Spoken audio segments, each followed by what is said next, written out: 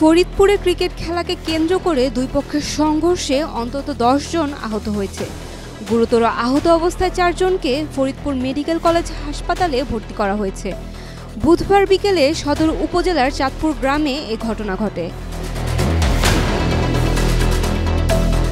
স্থানীয়রা জানান, সদর উপজেলার চাঁদপুর বাজার সংলগ্ন মাঠে দুপুরে ঈদ উপলক্ষে ক্রিকেট খেলার আয়োজন করা হয়।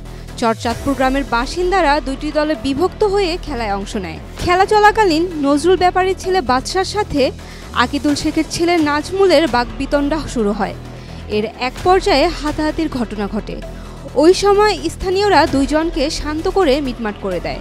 এরপর বিকেলে এর জের ধরেই বাদশা ও নাজমুলের পরিবারের সদস্যরা এবং আত্মীয় স্বজন সংঘর্ষে জড়িয়ে পড়ে। সংঘর্ষে উভয় পক্ষের অন্তত 10 জন আহত হয়।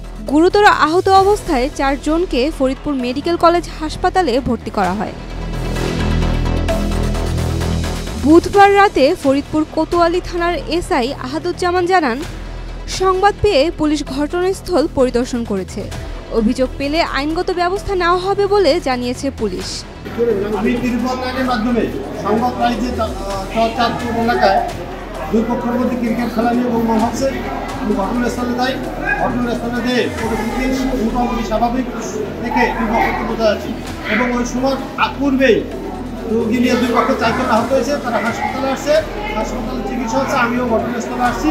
অনুভবও করতে বলা হয়েছে যে প্রয়োজনীয় ব্যবস্থা গ্রহণ করে থানায় যাওয়ার জন্য